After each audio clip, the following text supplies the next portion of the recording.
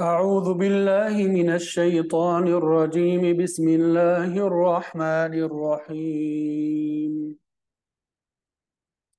وأرسلنا الرياح لواقح فأنزلنا من السماء ماء فأسقيناكموه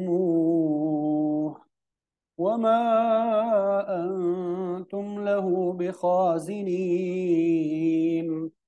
وإنا لنحن نحيي ونميت ونحن الوارثون. ولقد علمنا المستقدمين منكم ولقد علمنا المستأخرين.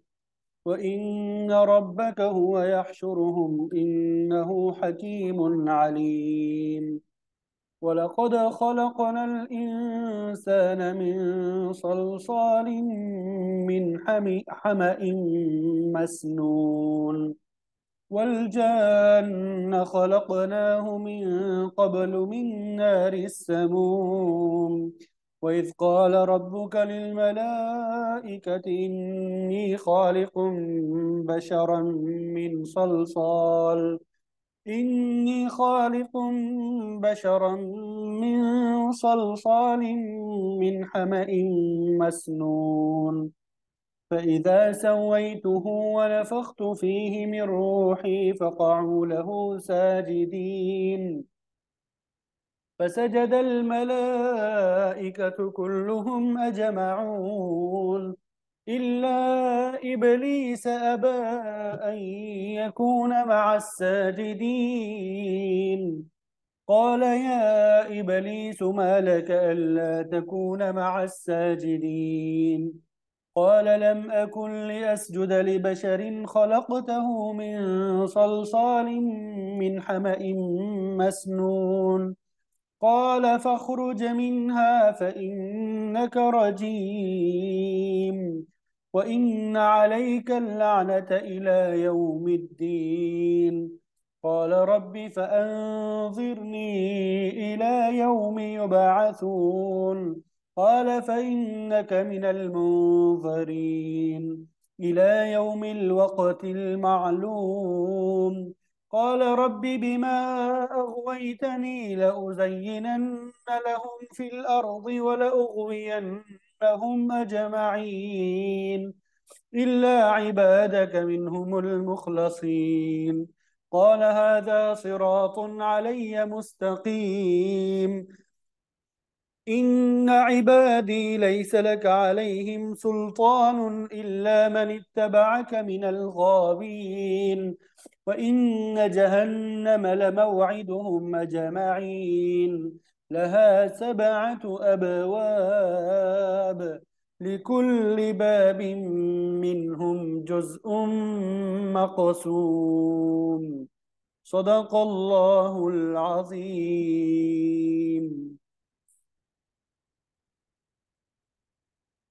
अल्हम्दुलिल्लाह।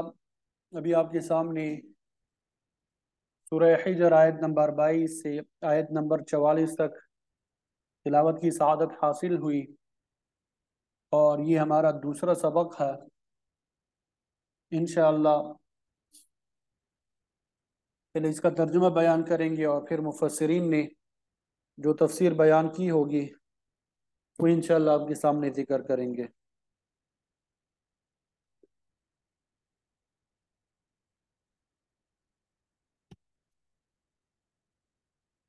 व अरसलना, और भेजा हमने, अरसलना हमने भेजा, अर्रियाह हवाएं, लवाकिहा बादलों से भोजल, और हमने ही भेजी हवाएं बादलों से बोझल। फ़अन्ज़लना, फ़अन्ज़लना तो फिर हमने उतारा मिनस समाई आसमान से, माअन पानी, फ़अस्क़यनाकुमु, फ़अस्क़यनाकुमु, फ़ तो अस्क़यना हमने हिलाया, अस्क़यना हिलाया हमने, कुम तुम्हें, हु उसे, فَأَسْقَيْنَاكُمُ تو ہم نے وہ تمہیں پھیلا دیا، تو ہم نے وہ تمہیں پھیلا دیا۔ یہ تقریباً سب سے بڑا لفظ ہے، فَأَسْقَيْنَاكُمُ، کئی الفاظ کا مجموعہ ہے، ایک ہے فا، پھر اسقینا، پھر کم، پھر واو اور ہو، ٹھیک ہے؟ تو ہم نے وہ تمہیں پھیلا دیا، تو ہم نے وہ تمہیں پھیلا دیا۔ وما انتم، وما انتم اور تم نہیں تھے، لہو اس کے لیے، بخازنین جمع کرنے والے، جمع کرنے والے، وما انتم لہو بخازنین اور تم اسے جمع نہیں کر سکتے تھے۔ وَإِنَّا اور بے شک ہم، لنحن البتہ ہم ہی، نحیی زندہ کرتے ہیں، ونمیت اور موت دیتے ہیں، ونحن الوارثون اور ہم ہی وارث بننے والے ہیں۔ وَلَقَدْ عَلِمْنَا اور البتہ یقیناً ہم نے جان لیا، المستقدمین آگے بڑھنے والوں کو، منکم تم میں سے، وَلَقَدْ عَلِمْنَا اور البتہ یقیناً ہم نے جان لیا، المستأخرین پیچھے ہٹنے والوں کو، یعنی ہم ان کو بھی جانتے ہیں جو پیچھے رہ گئے، اور ان کو بھی جانتے ہیں جو آگے نکل گئے۔ وَإِنَّ رَبَّكَ اور بے شک تیرا رب، ہوا یحشرہم وہ انہیں جمع کرے گا، انہو بے شک وہ، حکیم حکمت والا ہے، علیم جاننے والا ہے، بے شک وہ حکمت والا ہے، جاننے والا ہے۔ وَلَقَدْ خَلَقْنَا الْإِنسَانَ وَلَقَدْ خَلَقْنَا اور البتہ یقیناً پیدا کیا ہم نے، الانسان انسان کو، من صلصال کھنکھناتے ہوئے، کھنکھناتے ہوئے، من حمأ گارے سے، مسنون سنے ہوئے۔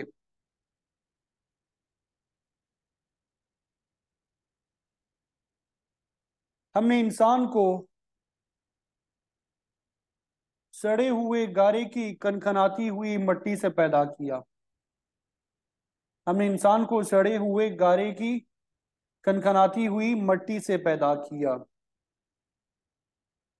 والجان اور ہم نے جنوں کو پیدا کیا، خلقنا ہم نے اسے پیدا کیا، من قبل اس سے پہلے، من نار السموم لو کی آگ سے، لو کی آگ سے جنات کو پیدا کیا۔ وَإِذْ قَالَ رَبُّكَ اور جب کہا تیرے رب نے ملائکہ سے، انی خالق بشرا بے شک میں پیدا کرنے والا ہوں انسان کو، من صلصال من حمأ مسنون کھنکھناتی ہوئی مٹی سے، گارے کی کھنکھناتی ہوئی مٹی سے ایک بشر کو پیدا کرنے والا ہوں۔ فَإِذَا سَوَّيْتُهُ پھر جب میں اسے برابر کر دوں، وَنَفَخْتُ اور پھونک دوں، فِيهِ اس میں، من روحی اپنی روح کو، فَقَعُوا لَهُ تو گر پڑو، لہو اس کے لیے، ساجدین سجدہ کرنے کی حالت میں۔ لہذا جب میں اس کو پوری طرح بنا لوں اور میں اپنی روح پھونک دوں تو سب اس کے سامنے سجدے میں گر جانا۔ فسجد الملائکہ تو سجدہ کیا تمام فرشتوں نے، کلہم سب کے سب نے، اجمعون اکٹھے ہو کر، الا ابلیس سوائے ابلیس کے، ابا اس نے انکار کیا، ان یکون یہ کہ وہ ہو جائے گا، مع الساجدین سجدہ کرنے والوں میں، سوائے ابلیس کے کہ اس نے سجدہ کرنے والوں کے ساتھ شامل ہونے سے انکار کر دیا۔ قال اس نے کہا، یا ابلیس اے ابلیس، ما لکا تجھے کیا ہوا، اللہ تکون مع الساجدین کہ تو نہیں ہے سجدہ کرنے والوں کے ساتھ، کہ تو نہیں ہے سجدہ کرنے والوں کے ساتھ۔ قال اس نے کہا، لم اکن میں نہیں ہوں، لاسجد کہ سجدہ کروں، لبشر ایک انسان کو، خلقتہ کہ تو نے اسے پیدا کیا، من صلصال من حمأ مسنون سڑے ہوئے گارے کی کھنکھناتی ہوئی مٹی سے جسے پیدا کیا۔ قال تو اس نے کہا، فخرج تو نکل جا تو، منہا اس سے، فإنک رجیم بے شک تو مردود ہے، وإن علیک اللعنۃ اور بے شک تجھ پہ لعنت ہے، الی یوم الدین یوم الدین تک، بدلہ ملنے والے دن تک۔ قال اس نے کہا، ربی اے میرے پروردگار فانذرنی، مجھے مہلت دیجیے، الی یوم یبعثون، دوبارہ اٹھائے جانے والے دن تک۔ قال، تو اللہ تعالیٰ نے جواب میں کہا فإنک، پس بے شک تو ہے، من المنظرین، مہلت دیے ہوئے لوگوں میں سے، یعنی تجھے مہلت دی گئی، الی یوم الوقت المعلوم، ایک متعین وقت تک۔ قال ربی، اس نے کہا اے میرے پروردگار، بما اغویتنی، اس وجہ سے جو اغویتا، تو نے گمراہ کیا، نی مجھے، لأزینن لہم، لأزینن، البتہ ضرور بضرور مزین کروں گا میں، لہم ان کے لیے، فی الارض، زمین میں، وَلَأُغْوِيَنَّهُمْ، اور البتہ ضرور بضرور گمراہ کروں گا میں انہیں، اجمعین، سب کو۔ وہ کہنے لگا کہ اے میرے پروردگار، جیسے تو نے مجھے گمراہ کیا، میں انہیں زمین کی بہاریں دکھاؤں گا اور سب کو گمراہ کر کے چھوڑوں گا۔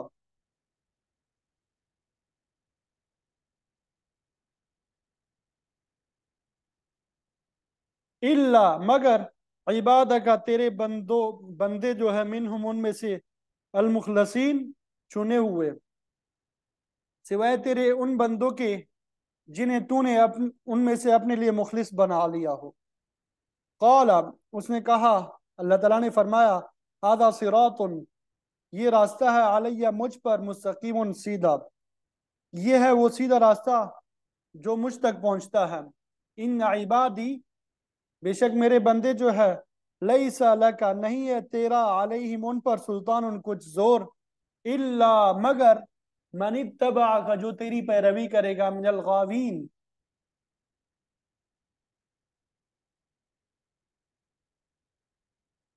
گمراہوں میں سے، سوائے ان گمراہوں کے جنہوں نے تیری پیروی کر لی۔ وَإِنَّ جَهَنَّمَ، اور بے شک جہنم جو ہے، لَمَوْعِدُهُمْ، البتہ ان کے وعدے کی جگہ ہے، ان سب کی، بے شک جہنم ہی ان سب کے وعدے کی جگہ ہے۔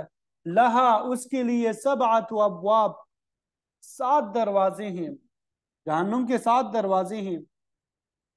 لکل باب منہم جزء مقسوم، لکل باب، ہر ایک دروازے کے لیے، منہم، ان میں سے، جزء، حصہ ہے، مقسوم، تقسیم شدہ، ہر دروازے میں داخلے کے لیے ان دوزخیوں کا ایک گروہ بانٹ دیا گیا ہے، تقسیم کیا گیا ہے۔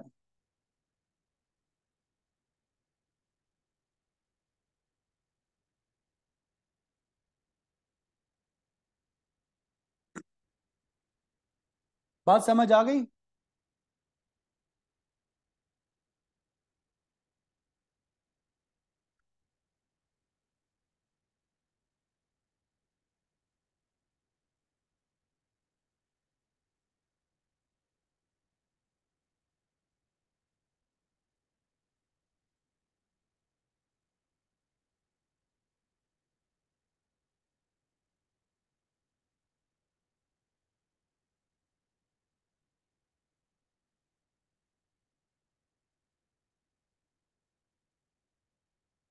تو یہ ان آیات کا ترجمہ تھا جو آپ کے سامنے کر دیا۔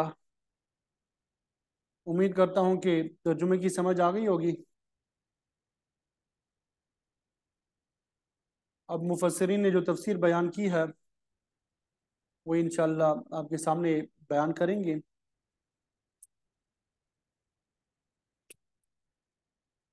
اللہ اکبر کبیرہ والحمد للہ کثیرہ۔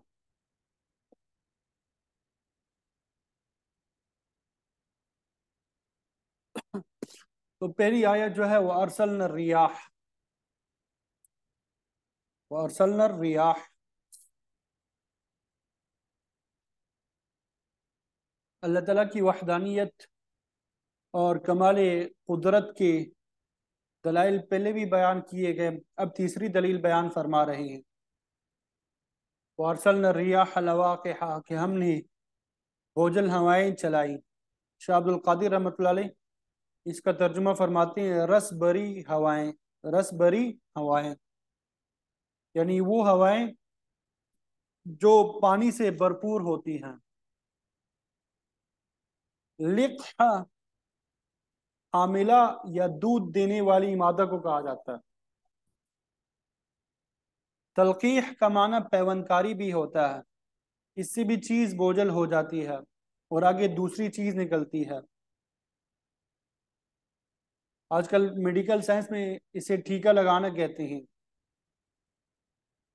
इस अमल के ज़रिए इंसानी जिस्म में ख़ास किस्म के जरासीम पहुंचाए जाते हैं, जिससे बीमारी को उबारना मकसूद होता है,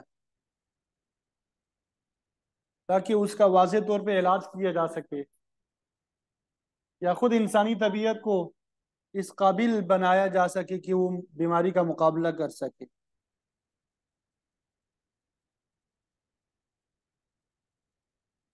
तो बहरहाल ये बोझल हवाएं समंदर से उठने वाले बुखारात को उठाती है, फिर कुदरत को जहां बारिश बरसाना मकसूद होता है वहां ले जाती है, बारिश बरसती है, जिससे इंसान जानवर हर एक सैराब हो जाता है।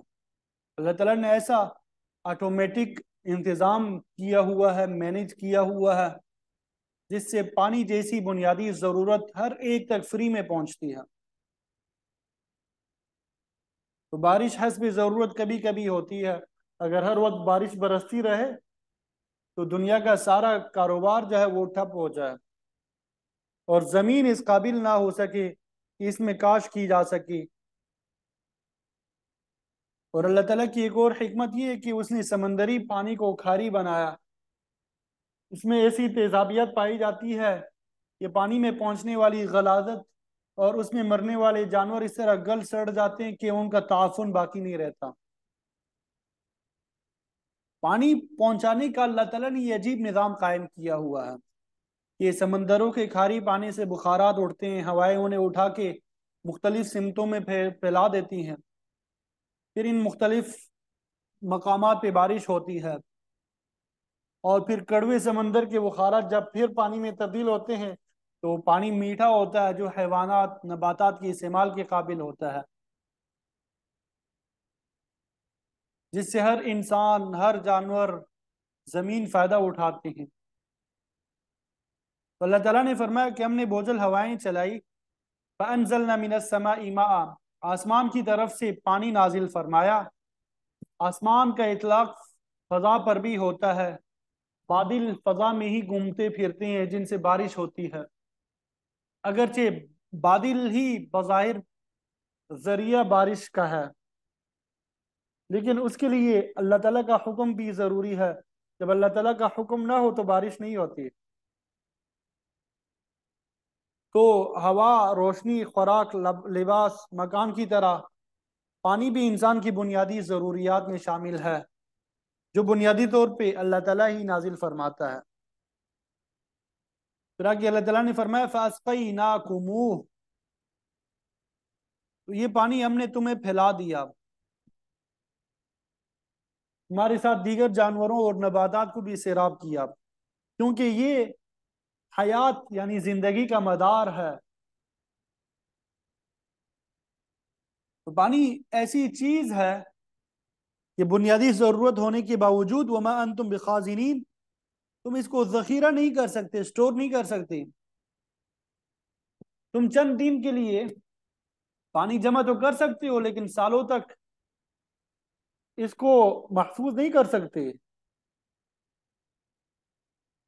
अल्लाह ताला ने चश्मों, झीलों, नदी नालों, दरियाओं और बर्फ के तोदों की सूरत में ऐसा मरबूत निज़ाम कायम किया हुआ है कि इंसान, हैवान, नबातात साल भर की ज़रूरियात पूरी करते रहते हैं और अल्लाह ताला की ख़जाने ख़त्म नहीं होते। मौजूदा ज़माने में पानी जो है उसको ज़ख़ीरा करने के लिए बड़े बड़े डैम बनाए गए, लेकिन फिर भी साल में कई मौके ऐसे आते हैं कि ज़रूरत के मुताबिक पानी मुयसर नहीं आता। इसका असर न सिर्फ खेती बाड़ी में पड़ता है, बल्कि और भी बहुत से कामों पे असर पड़ जाता है।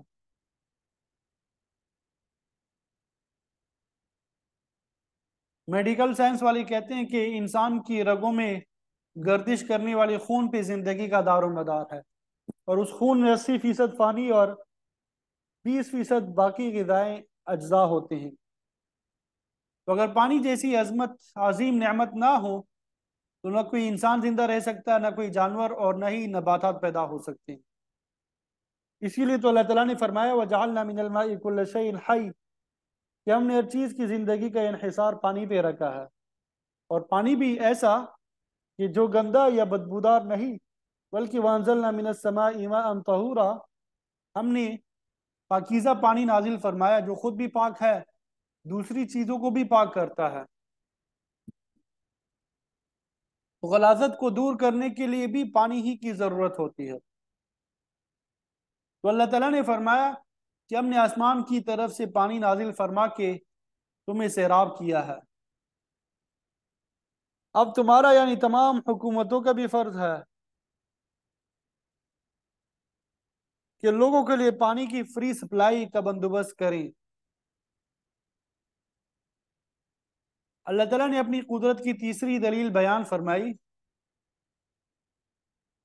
پھر آگے اپنی وحدانیت کی چوتھی دلیل اللہ تعالیٰ نے یہ بیان کی وَإِنَّا لَنَحْنُ نُحْيِي وَنُمِيتُ وَنَحْنُ الْوَارِثُونَ، بے شک ہم ہی زندہ کرتے ہیں اور ہم ہی موت طاری کرتے ہیں۔ گویا موت اور حیات اللہ تعالیٰ ہی کے قبضہ قدرت میں ہے، یہ کسی اور کے اختیار میں نہیں ہے۔ جب تک کسی کی زندگی مقصود ہوتی ہے اسے زندہ رکھتا ہے اور پھر موت سے ہمکنار کر دیتا ہے۔ اسی طرح جب تک چاہے گا کائنات کو مجموعی طور پہ زندہ رکھے گا، اور جب چاہے گا قیامت برپا کر کے ہر چیز کو فنا کر دے گا۔ تو جس طرح پیدائش اس کے اختیار میں ہے، اسی طرح موت بھی اس کے ہاتھ میں ہے۔ اس کی مرضی کے خلاف نہ کوئی پیدا کر سکتا ہے اور نہ کسی کو مار سکتا ہے۔ پھر فرمایا وَنَحْنُ الْوَارِثُونَ، اور ہر چیز کے وارث بھی ہم ہیں۔ شاہ عبد القادر دہلوی رحمۃ اللہ علیہ فرماتے ہیں کہ اللہ تعالیٰ کے وارث ہونے کا مطلب یہ ہے کہ جب کوئی شخص موت کی آغوش میں چلا جاتا ہے تو اس کی چھوڑی ہوئی ہر چیز اللہ تعالیٰ ہی کے ہاتھ میں ہوتی ہے۔ یہاں پہ اولاد والی وراثت مراد نہیں ہے، بلکہ ہر انفرادی موت اور پھر قیامت کو مجموعی موت کے بعد ہر چیز کا وارث اللہ ہی ہے۔ سب کی کمائی جو ہے اسی کے قبضے قدرت میں ہے۔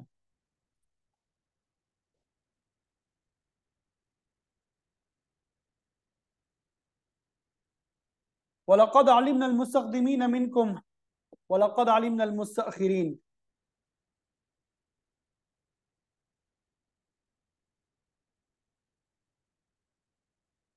البتہ تحقیق ہم جانتے ہیں تم میں سے آگے بڑھنے والوں کو، اور البتہ تحقیق ہم جانتے ہیں پیچھے رہنے والوں کو بھی۔ مفسرین نے متقدمین اور متاخرین کی تفسیر مختلف طریقے سے بیان فرمائی ہے۔ امام ابن جریر طبری رحمۃ اللہ علیہ اور بعض دیگر مفسرین فرماتے ہیں کہ متقدمین سے پہلی امتوں کے لوگ مراد ہے، اور متاخرین سے آپ صلی اللہ علیہ وسلم کی امت یعنی آخری امت کے لوگ مراد ہے، کہ ہم تمام اولین اور آخرین کے حالات کو اچھی طرح جانتے ہیں۔ اللہ تعالیٰ کا علم تمام چیزوں پر محیط ہے۔ بعض فرماتے ہیں کہ متقدمین سے وہ لوگ مراد ہے جو نیکی میں آگے بڑھنے والے ہیں، اسی لیے اللہ تعالیٰ نے حکم دیا فاستبقوا الخیرات، نیکی کے کاموں میں آگے بڑھو۔ اور متاخرین سے وہ لوگ مراد ہے جو گناہ کا ارتکاب کرتے ہیں۔ عبداللہ ابن عباس رضی اللہ تعالیٰ عنہما کی روایت ہے کہ متقدمین سے مراد نماز اور جہاد کی صفوں میں آگے بڑھنے والے لوگ ہیں۔ بعض لوگ سستی کرتے ہیں، نماز کی اگلی صفوں میں پہنچنے کی کوشش نہیں کرتے بلکہ پچھلی صفوں میں بیٹھ جاتے ہیں۔ تو آپ صلی اللہ علیہ وسلم کی صحیح حدیث میں آتا ہے کہ اگر لوگوں کو پتہ چل جائے کہ اذان کہنے کا کتنا اجر ہے اور اگلی صفوں پہ نماز پڑھنے کی کتنی فضیلت ہے تو لوگ اگلی صفوں میں شامل ہونے کے لیے قرآن اندازی کرنے لگیں۔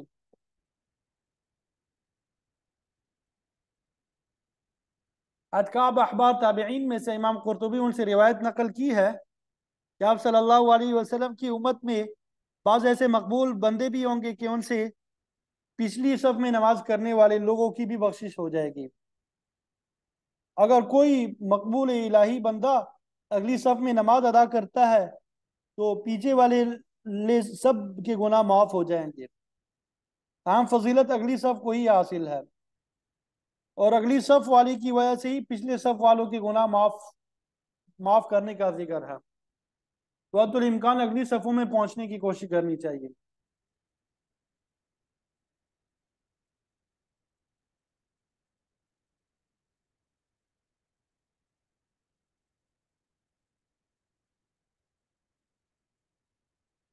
دلائل توحید کے بعد اللہ تعالیٰ نے فرمایا وَإِنَّ رَبَّكَ هُوَ يَحْشُرُهُمْ، اور بے شک اللہ تعالیٰ ان سب کو اکٹھا کرے گا اور سب کو جزائے عمل دے گا، جزائے عمل کے مرحلے سے گزارے گا، اور پھر سب کو اپنے کیے کے جزا یا سزا بھگتنا ہوگی۔ إِنَّهُ حکیم علیم، وہ اللہ تعالیٰ کی کمال حکمت کا مالک ہے، اس کی ہر بات حکیمانہ ہے، اسی کے مطابق وہ فیصلے کرتا ہے۔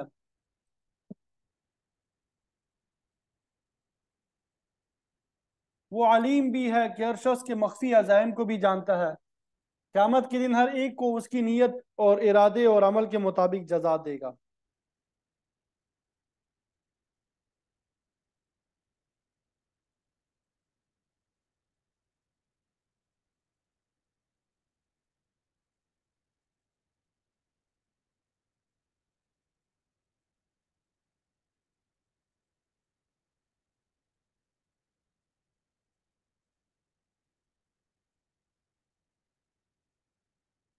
پھر آگے وَلَقَدْ خَلَقْنَا الْإِنسَانَ مِنْ صَلْصَالٍ مِّنْ حَمَإٍ مَسْنُونٍ، یہاں پہ اللہ تعالیٰ نے انسان کی پیدائش کا مسئلہ بیان کیا، اور اس میں اپنی قدرت اور وحدانیت کے اندرونی دلائل ذکر کیے۔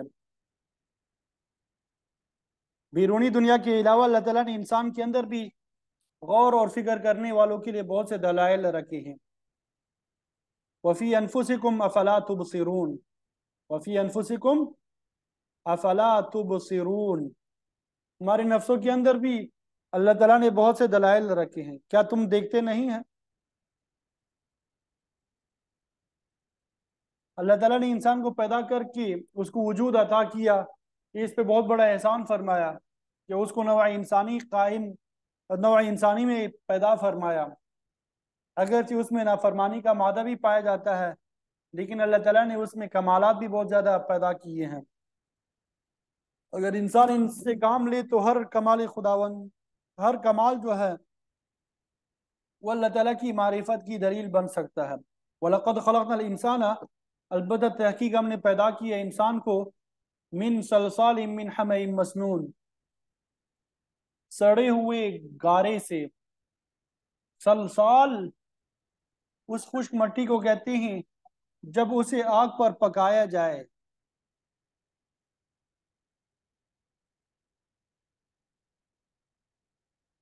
تو ٹھوکر لگانے سے بجنے لگتی ہے۔ سورہ رحمان میں ہے خلق الانسان من صلصال کالفخار، انسان کو پیدا کیا خشک مٹی سے جیسے ٹیکری ہوتی ہے۔ ظاہر ہے کہ انسان کی تخلیق ٹیکری یعنی پکی ہوئی مٹی سے ہوئی ہے، تو اس میں حرارت کا جز بھی یقیناً موجود ہے۔ حدیث شریف میں آتا ہے کہ اللہ تعالیٰ نے فرشتوں کو حکم دیا کہ تمام روئے زمین کی مٹی جمع کر کے لاؤ، پھر اس کو گھوندا گیا، اس کا گارا بنایا گیا، پھر اس سے انسان کا مجسمہ تیار ہوا۔ عام مشہور یہ کہ انسان عناصر اربعہ یعنی مٹی، آگ، ہوا اور پانی کا مجموعہ ہے، لیکن یہ نظریہ یونانیوں کے ہاں مانا جاتا تھا، جسے بعض دوسرے لوگوں نے بھی تسلیم کیا۔ تاہم بعض لوگ انسان کو 5، 7 یا اس سے بھی زیادہ عناصر کا مجموعہ سمجھتے تھے۔ موجودہ سائنسی تحقیقات سے معلوم ہوتا ہے کہ انسان بیرونی دنیا میں پائے جانے والے لاتعداد عناصر کا مرکب ہے۔ باہر کی دنیا میں جتنے عناصر موجود ہے، انسانی وجود ان سب کا خلاصہ اور نچوڑ ہے۔ اللہ تعالیٰ نے انسانی جسم کی مشینری بڑی پیچیدہ بنائی ہے، اس کی باریک باریک رگیں اور دماغ کے پیچ و خم میں اپنی قدرت کے بے شمار کمالات اور حکمتیں رکھی ہیں۔ اور پھر یہ ہے کہ روئی زمین کی مٹی کہیں نرم ہے، کہیں سخت، کہیں سفید، کہیں سیاہ اور کہیں سرخ، اسی طرح یہ خواص انسان میں بھی پائے جاتے ہیں۔ بعض لوگ نرم مزاج ہوتے ہیں، بعض سخت مزاج، بعض کالے گورے ہوتے ہیں، سرخ ہوتے ہیں۔ تو یہ مختلف خطوں کی مٹی کی تاثیر ہے۔ تو بہرحال فرمایا کہ ہم نے انسان کو سلسال یعنی کھنکھنانے والی، ہم بدلی ہوئی مسنون گلی سڑی مٹی سے پیدا کیا۔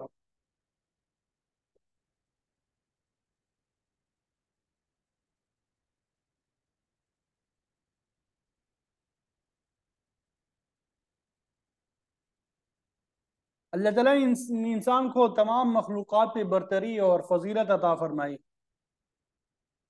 کیونکہ اس کے مادہ تخلیق میں جو لطافت اور کمال رکھا ہے، جو خوبیاں اور صفات اس میں ودیت کی ہے، وہ کسی دوسری مخلوق میں نہیں پائی جاتی۔ مٹی جیسی حقیر چیز کو دیکھے اور پھر اس سے پیدا ہونے والا اللہ کا شاہکار ملاحظہ فرمائے کہ انسان کو کیسی عظیم ہستی بنایا۔ اللہ تعالیٰ کا خود ارشاد لقد خلقنا الانسان فی احسن تقویم، کہ ہم نے انسان کو بہترین شکل و صورت اور بہترین قد و قامت میں پیدا فرمایا۔ اللہ تعالیٰ کا یہ بھی ارشاد ہے وَلَقَدْ كَرَّمْنَا بَنِي آدم، ہم نے بنی آدم کو عزت بخشی۔ انسان کا مجسمہ بنانے کے بعد اللہ تعالیٰ نے اس میں اپنی طرف سے روح ڈالی۔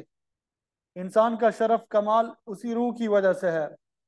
تو روح نہایت ہی لطیف چیز ہے، اسی کی بدولت انسان کی صفات اور کمالات قائم ہے۔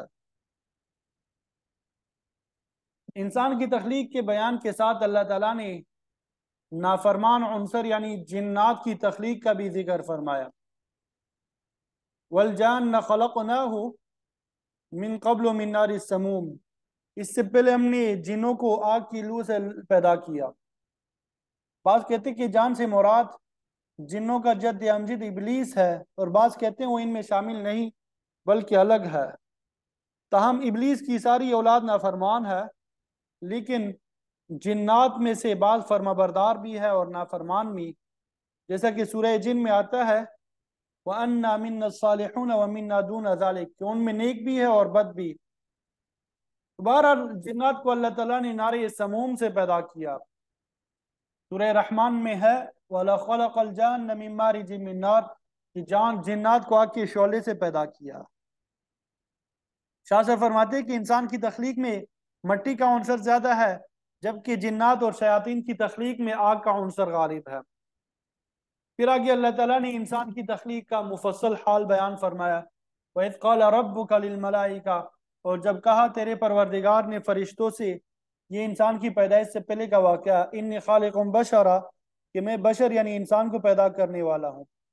انسان کو بشر اس وجہ سے کہا جاتا ہے کہ اس کی کال نمایاں نظر آتی ہے۔ یہ انسان کا خاصہ ہے کہ اس کی کال واضح طور پہ نظر آتی ہے، جبکہ جانوروں اور پرندوں کی کال پوشیدہ ہوتی ہے، واضح طور پہ نظر نہیں آتی۔ تو فرمایا میں انسان کو پیدا کرنے والا ہوں من صلصال من حمأ مسنون، کھنکھنانے والی متغیر اور سڑے ہوئے مادے سے۔ اللہ تعالیٰ نے فرشتوں کو انسان کی پیدائش کے متعلق پہلے ہی آگاہ کر دیا۔ پھر فرمایا فَإِذَا سَوَّيْتُهُ، جب میں اس کو برابر کر دوں، وَنَفَخْتُ فِيهِ مِن رُوحِي، اور میں اس میں اپنی طرف سے روح پھونک دوں۔ برابر کرنے سے مراد کہ جب میں آدم علیہ السلام کے تمام اعضاء اور قوہ اپنے اپنے مقام پہ رکھ دوں، اور جہاں تک روح کا تعلق ہے یہ حادث یعنی اللہ تعالیٰ کی پیدا کردہ ہے، اس کا یہ مطلب نہیں کہ اللہ تعالیٰ نے اپنی روح پھونک دی۔ اس طرح حلول کا مسئلہ بن گیا کہ انسان خدا ہو گیا اور خدا آدم بن گیا، بلکہ روح تو مخلوق ہے، اس کا تعلق عالم امر اور آرام خلق دونوں سے ہے۔ سورہ بنی اسرائیل میں موجود ہے کہ اے پیغمبر، لوگ آپ سے روح کے بارے میں سوال کرتے ہیں تو کہہ دے قُلِ الرُّوحُ مِنْ أَمْرِ رَبِّي وَمَا أُوتِيتُم مِّنَ الْعِلْمِ إِلَّا قَلِيلًا، کہ روح جو ہے وہ میرے پروردگار کا ایک امر ہے، تمہیں بہت کم ہی علم دیا گیا۔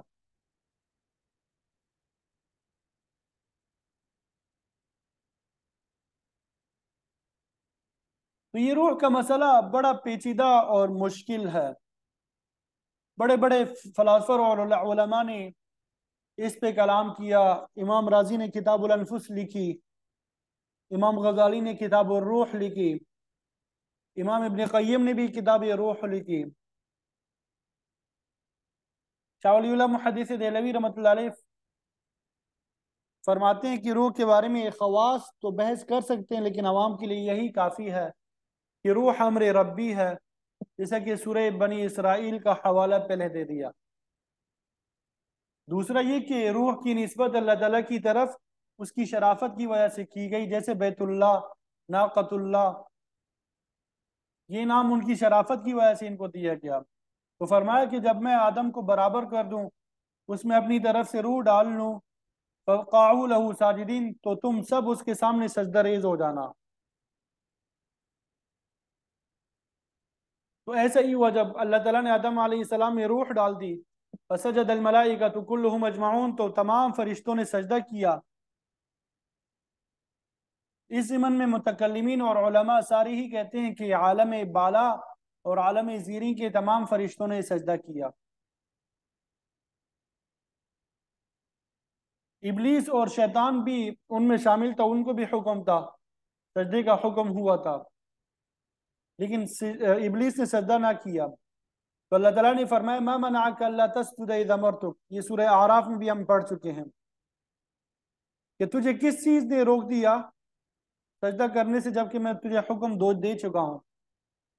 مطلب یہ کہ جس طرح فرشتوں کو سجدہ کا حکم ہوا، اسی طرح ابلیس کو بھی حکم تھا، لیکن اس نے انکار کر دیا۔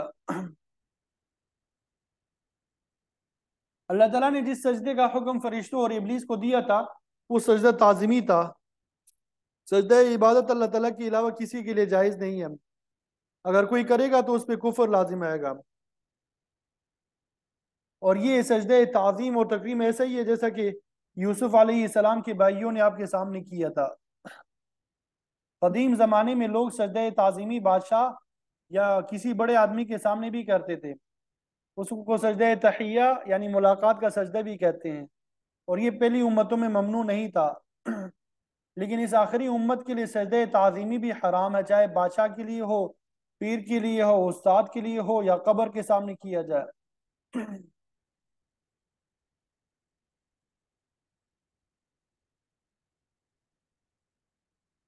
تو تمام فرشتوں نے سجدہ کیا الا ابلیس، سوائے ابلیس کے، ابا ان یکون مع الساجدین، اس نے انکار کیا کہ وہ سجدہ کرنے والوں کے ساتھ ہو جائے۔ قال، اللہ تعالیٰ نے فرمایا یا ابلیس ما لک الا تکون مع الساجدین، اے ابلیس تو سجدہ کرنے والوں کے ساتھ کیوں نہ ہوا؟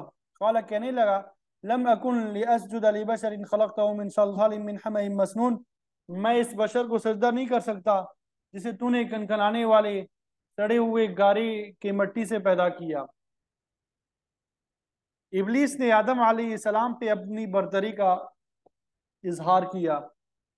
سورہ اعراف میں ہے انا خیر من، میں تو اس سے بہتر ہوں، خلقتنی من نار و خلقتہ من طین، تو نے مجھے آگ سے پیدا کیا اور آدم کو مٹی سے پیدا کیا، اور آگ مٹی سے فائق ہے، تو میں مٹی جیسی ادنا چیز کے سامنے سجدہ نہیں کر سکتا۔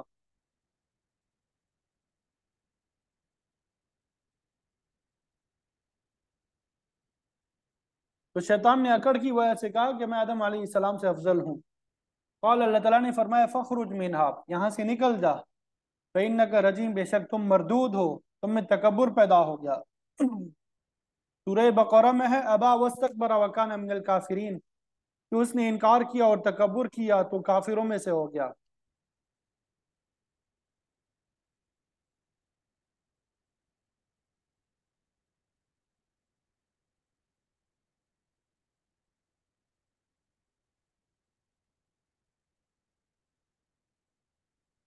روایات میں آتا ہے کہ ابلیس نے 7 لاکھ سال عبادت کی، لیکن اللہ تعالیٰ کے ایک حکم کی نافرمانی کی وجہ سے ساری عبادت ضائع چلی گئی۔ پھر فرمایا یاد رکھو ان علیک اللعنۃ الی یوم الدین، کہ تم پہ قیامت تک لعنت ہی برستی رہے گی۔ اس کا مطلب یہ نہیں ہے کہ قیامت آنے پر لعنت سے نکل جائے گا، بلکہ قیامت برپا ہونے کے بعد تو جزائے عمل کی منزل آنے والی ہے، پھر اس کا عذاب مزید بڑھ جائے گا۔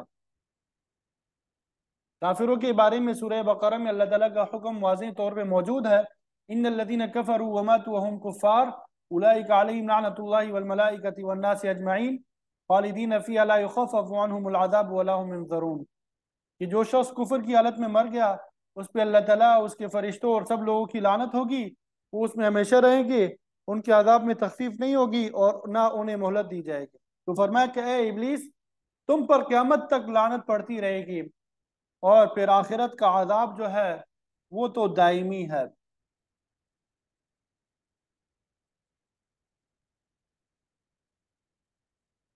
تو اللہ تعالیٰ کے اس فیصلے کے بعد شیطان نے اللہ تعالیٰ سے قیامت تک کے لیے مہلت طلب کی۔ اس کا ذکر اللہ تعالیٰ نے اس طرح فرمایا، قال، شیطان نے کہا، رب اے میرے پروردگار، فانذرنی، مجھے مہلت دی، الی یوم یبعثون، اس دن تک کے لیے جب سب لوگ دوبارہ اٹھائے جائیں گے۔ انذار مہلت دینے کو کہتے ہیں۔ حدیث شریف میں بھی اس کی مثال ملتی ہے۔ آپ صلی اللہ علیہ وسلم کا مبارک فرمان ہے، من انذر معصرا او تجاوز عنہ فاظلہ اللہ فی یوم لا ظل الا ظلہ، کہ جو آدمی کسی تنگ دست کو مہلت دے یا قرضہ معاف کر دے تو اللہ تعالیٰ اسے قیامت کے دن اپنے عرش کے سائے میں جگہ دے گا، جس دن اس کے سائے کے علاوہ کوئی سایہ نہیں ہوگا۔ بہرحال ابلیس نے بھی قیامت تک کے لیے مہلت مانگی تو اللہ تعالیٰ نے فرمایا، قال فإنک من المنذرین، بس بے شک تو مہلت دیے ہوئے میں سو ہے۔ وہ کہ اللہ تعالیٰ نے شیطان کی درخواست قبول کر لی۔ مفسرین فرماتے ہیں کہ اللہ تعالیٰ نے شیطان جیسے بدترین کافر کی دعا فوراً قبول کر لی۔ اس کا یہ مطلب نہیں کہ جس کی دعا قبول کر لی جائے وہ لازماً مقبول ہستی ہوتا ہے، یعنی دعا کی قبولیت دعا کرنے والے کی مقبولیت کی شرط نہیں ہے۔ اللہ تعالیٰ چاہے تو اپنی بدترین مخلوق کی دعا بھی قبول کر لے، اس کا انحصار اس کی حکمت اور مصلحت پر ہے۔ مومن کی دعا کی قبولیت تو اس کی سعادت کی بات ہے، لیکن ہو سکتا ہے کہ دنیاوی مفاد کے لیے دعا کسی نافرمان کی بھی قبول کرے۔ وہ مالک الملک ہے، مختار کل ہے، اس کے راستے میں کوئی چیز حائل نہیں ہے، مگر یہ اس کی سعادت کی علامت نہیں سمجھی جائے گی۔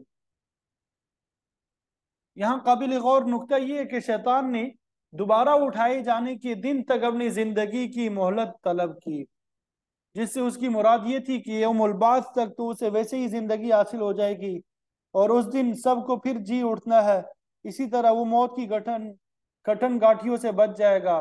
مگر اللہ تعالیٰ نے فرمایا کہ تمہیں مہلت دے دی ہے، لیکن وہ یوم بعث تک نہیں، بلکہ لا یوم الوقت المعلوم، معلوم وقت تک، یعنی اس دن تک جس دن قیامت برپا ہوگی۔ گویا اسے قیامت کے اعلان کے ساتھ ہی باقی ماندہ مخلوق کی طرح موت سے ہمکنار ہونا پڑے گا۔ قیامت سے متعلق قرآن اور حدیث میں تصریح موجود ہے کہ 2 دفعہ سور پھونکا جائے گا۔ جب پہلا سور پھونکا جائے گا تو ہر چیز فنا ہو جائے گی، ہر زندہ ہستی پر موت طاری ہو جائے گی اور کوئی بھی چیز باقی نہیں رہے گی۔ اور پھر 40 سال کے بعد دوبارہ سور پھونکا جائے گا تو سب لوگ دوبارہ زندہ ہو جائیں گے۔ تو اللہ تعالیٰ نے شیطان کو رعایت سے پہلے سور تک دی، شیطان کو رعایت پہلے کہاں تک دی؟ سور تک دی، تاکہ موت اس پہ بھی طاری ہو۔ روایت سے معلوم ہوتا ہے کہ اس وقت شیطان سخت پریشان ہوگا، فرشتے اس کو گھیریں گے، اسے بڑی تلخی ہوگی، وہ بہت تڑپے گا، اور پھر دوسرے سور پہ وہ دوبارہ زندہ ہو کے اللہ تعالیٰ کے حضور جزائے عمل کے لیے پیش ہوگا۔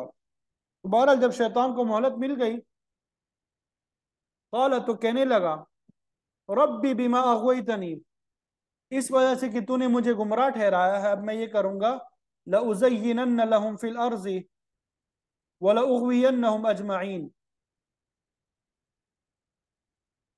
کہ ان لوگوں کے لیے میں زمین میں مزین کروں گا، یعنی اس زمین پہ ہونے والی تمام برائیوں اور بے حیائیوں کو لوگوں کے لیے خوشنما کر کے دکھاؤں گا، تاکہ لوگ ان کی طرف مائل ہو جائے اور تیرے راستے سے ہٹ جائے۔ گویا کہ وَلَأُغْوِيَنَّهُمْ أَجْمَعِينَ، ضرور سب کو گمراہ کر کے چھوڑوں گا۔ مسند احمد کی روایت میں آتا ہے کہ شیطان نے یوں کہا تھا کہ اے اللہ، جب تک انسانوں کی روحیں ان کے جسموں میں موجود ہیں میں انہیں گمراہ کرتا رہوں گا، ان کی گمراہی کا کوئی موقع ہاتھ سے جانے نہیں دوں گا، میں ان کو گمراہ کرنے کے لیے تمام وسائل بروئے کار لاؤں گا۔ سورہ اعراف میں تیری عبادت کے راستے سے آ کے بھی گمراہ کروں گا، میں ان کے آگے سے بھی آؤں گا، پیچھے سے بھی، ان کی دائیں طرف سے بھی آؤں گا، بائیں طرف سے بھی، میں ان کو دنیا کے معاملات کے اعتبار سے بھی گمراہ کروں گا، آخرت کے اعتقاد کے راستے سے آ کے بھی گمراہ کروں گا۔ حدیث شریف میں آتا ہے کہ جب انسان نیکی کے راستے پہ چلنا شروع کر دیتا ہے تو شیطان راستے میں آ کے بیٹھ جاتا ہے. جب کوئی شخص نماز پڑھتا ہے، زکوٰۃ دیتا ہے، روزے رکھتا ہے، جہاد یا حج کے لیے نکلتا ہے، تو شیطان اس کے دل میں طرح طرح کی وسوسے ڈالنا شروع کر دیتا ہے. اس نے قسم کھا رکھی ہے کہ وہ مخلوق خدا کو کفر، شرک، بدعات، رسوم باطلہ، عیاشی، فحاشی اور بے حیائی کے کاموں کو مزین کر کے دکھائے گا. اللہ کے بندوں کو گمراہ کرنے کی کوشش کرے گا. اللہ تعالیٰ نے یہ بھی فرمایا کہ مجھے میری عزت اور جلال کی قسم، جب تک میرے بندے اپنے گناہوں اور غلطیوں کی معافی طلب کرتے رہیں گے میں انہیں معاف کرتا رہوں گا.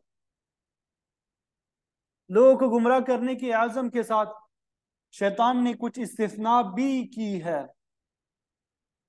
کہا میں سب کو گمراہ کروں گا الا عبادک منہم المخلصین، سوائے تیرے مخلص بندوں کے، یعنی تیرے برگزیدہ اور منتخب بندوں پہ میرا داؤ نہیں چل سکے گا، باقی سب کو اپنے دام میں پھنسا لوں گا. قال، اللہ تعالیٰ نے فرمایا ھذا صراط علی مستقیم، یہی مجھ تک سیدھا راستہ ہے. پھر اللہ تعالیٰ نے مزید فرمایا ان عبادی لیس لک علیہم سلطان، بے شک میرے بندے ایسے ہیں کہ تجھے ان پہ غلبہ حاصل نہیں ہو سکے گا، یعنی تم انہیں گمراہ نہیں کر سکو گے. الا من اتبعک من الغاوین، سوائے ان گمراہوں میں سے جنہوں نے تیری پیروی اختیار کر لی. ایسے لوگوں کو تو گمراہ کر سکے گا، ورنہ میرے مخلص بندے تیرے دام میں نہیں پھنسیں گے.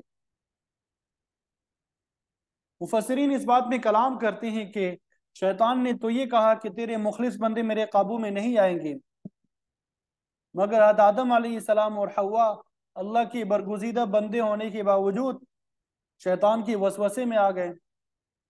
اسی طرح بعض دوسرے انبیاء اور بزرگ ہستیوں کے متعلق بھی اس قسم کے واقعات ملتے ہیں. خود موسیٰ علیہ السلام سے جب ایک لغزش ہو گئی تو انہوں نے یہی کہا تھا ھذا من عمل الشیطان، کہ یہ شیطان کا عمل ہے. تو گویا شیطان نے موسیٰ علیہ السلام کو بھی پھسلا دیا. تو مفسرین فرماتے ہیں کہ اللہ کے مخلص بندوں کی استثناء کا مطلب یہ ہے کہ وہ ان سے کوئی ایسا گناہ سرزد نہیں کرا سکے گا جس سے بندے توبہ نہ کر سکے یا جن کی معافی کی گنجائش نہ ہو. اگر شیطان وسوسہ اندازی کرے گا تو اللہ تعالیٰ کے بندے معافی مانگ لیں گے، انہیں معافی مل جائے گی. تو مطلب یہ کہ شیطان مخلص بندوں سے کوئی ناقابل معافی گناہ کا ارتکاب نہیں کر سکتا. اور اس سے یہ مراد بھی ہو سکتی ہے کہ اللہ کے مخلص بندوں پہ شیطان کی معمولی باتیں بھی اثر انداز نہ ہوں. حدیث شریف میں آتا ہے کہ یہ ویڈیو آن بند کر دیں.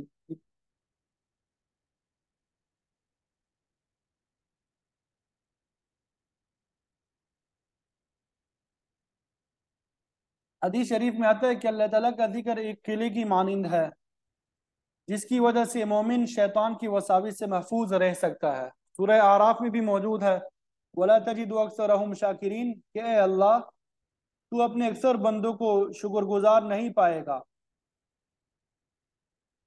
تو گویا لوگوں کی اکثریت نا شکر گزار ہی رہے گی. وَلَقَدْ صَدَّقَ عَلَيْهِمْ إِبْلِيسُ ظَنَّهُ فَاتَّبَعُوهُ، ابلیس نے اپنا گمان سچ کر دکھایا اور لوگوں کی اکثریت نے شیطان کی پیروی کی. تو دنیا بھر میں نافرمانوں کی اکثریت ہی رہی، اور آج بھی یہی حالت ہے کہ نافرمان جو ہے وہ زیادہ ہے، فرمانبردار تھوڑے ہیں. تو جو بھی تیرا اتباع کرے گا گمراہ ہو جائے گا. وَإِنَّ جَهَنَّمَ لَمَوْعِدُهُمْ أَجْمَعِينَ، ایسے تمام لوگوں کے وعدے کا مقام جو ہے جہنم ہے. اور جہنم کی تعریف یہ ہے لہا سبعۃ ابواب، کہ اس کے 7 دروازے ہیں. لہا سبعۃ ابواب، اس کے 7 دروازے ہیں. مفسرین فرماتے ہیں کہ یہ 7 گیٹ 7 طبقات کے اعتبار سے ہے. جہنم کے کل 7 طبقے ہیں اور ہر طبقے کا الگ الگ دروازہ ہے. ہر طبقے کے لوگ اپنے مخصوص دروازے سے جہنم میں داخل ہوں گے. اور ان کا ذکر قرآن میں بھی آتا ہے جہنم، سعیر، حطمہ، حجیم اور جہیم اور حاویہ، ٹھیک ہے، سقر، لظا. بعض فرماتے ہیں کہ جہنم کے دروازے جرائم کی نوعیت کے اعتبار سے ہوں گی۔ کفر اور شرک کرنے والے ایک گیٹ سے داخل ہوں گے، زناکار اور اس سے متعلقین دوسرے دروازے سے، ظلم کرنے والوں کے لیے علیحدہ دروازہ، حقوق ضائع کرنے والوں کے لیے الگ۔ وہ کل جرائم کو 7 گروپوں میں تقسیم کر کے ہر ایک الگ دروازے سے داخل ہوگا۔ اللہ تعالی ہم سب کی حفاظت فرمائے۔ لِكُلِّ بَابٍ مِّنْهُمْ جُزْءٌ مقسوم، ان میں سے ہر دروازے کے لیے انسانوں کا ایک تقسیم شدہ حصہ ہے جو اس میں سے داخل ہوگا۔ جہنم کے 7 دروازے ہیں تو جنت کے 8 ہیں۔ حدیث میں اس کی تصریح موجود ہے کہ جنت میں بھی لوگ اعمال کے اعتبار سے داخل ہوں گے۔ مثلا ایک دروازے سے صرف روزے دار داخل ہوں گے، اور 8واں دروازہ صرف صحیح عقیدے والے لوگوں کے لیے مخصوص ہوگا۔ ایسے لوگ جن کے پاس عمل تو کوئی نہیں ہوگا لیکن عقیدہ بالکل درست ہوگا، ان کی ایمان اور توحید کی وجہ سے اللہ تعالیٰ انہیں اپنے فضل و کرم سے اس دروازے میں داخل کرے گا۔